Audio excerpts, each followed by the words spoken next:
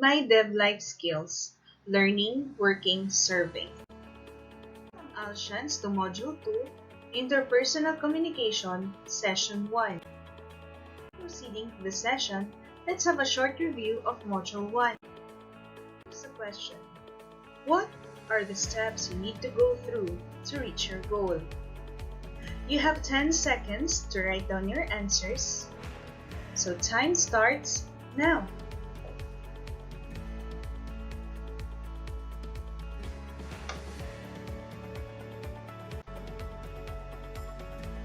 Alright, time's up. Let's check your answers.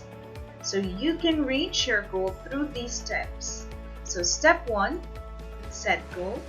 Step 2, make a plan. Step 3, get to work. Step 4, stick to it. And step 5, reach goal. Did you get them correctly? Good job, Alshans!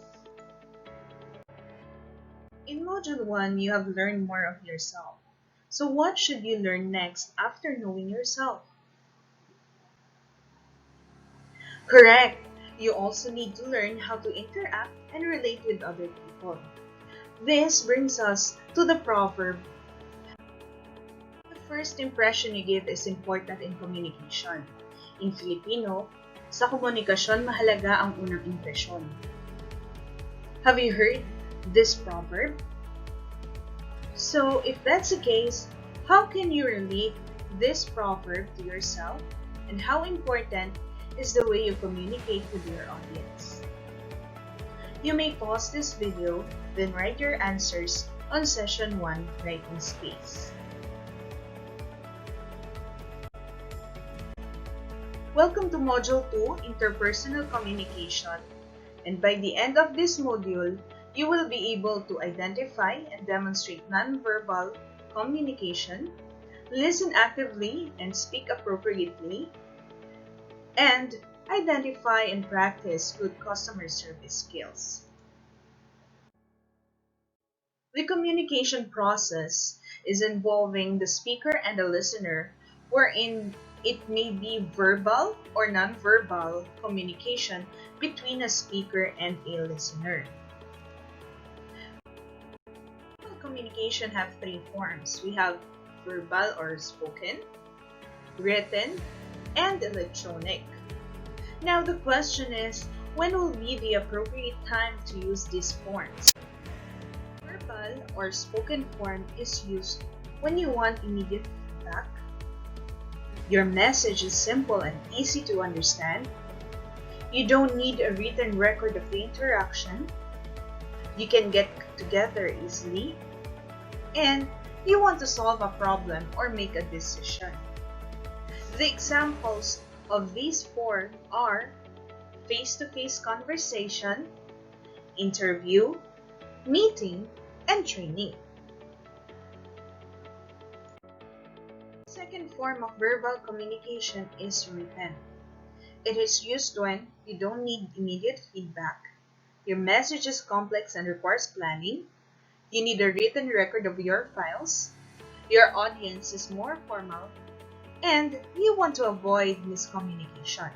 The examples of this form are letter, memo, report, and proposal. The third form of verbal communication is electronic. It is used when you need quick but not immediate feedback.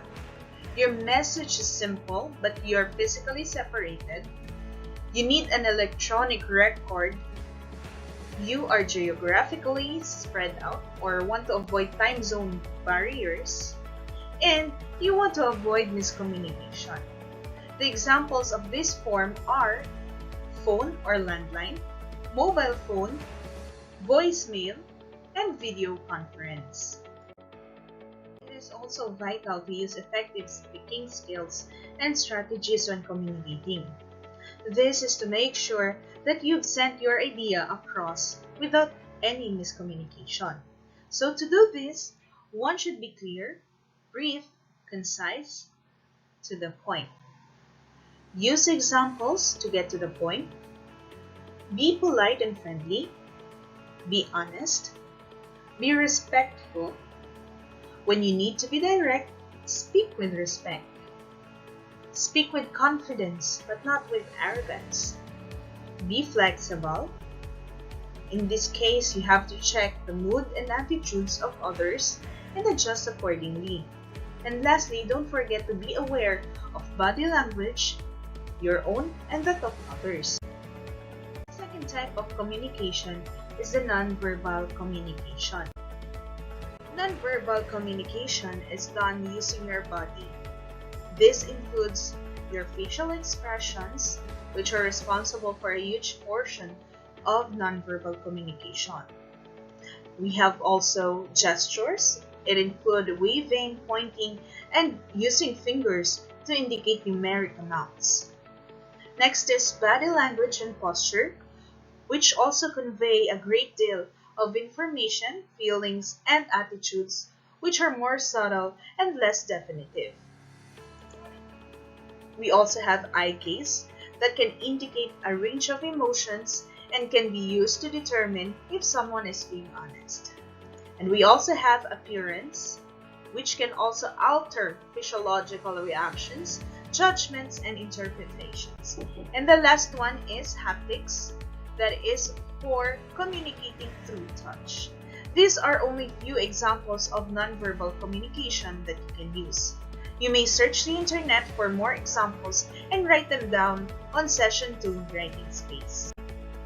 You are now done with Session 1 of Module 2, Interpersonal Communication. You may now proceed to Session 2.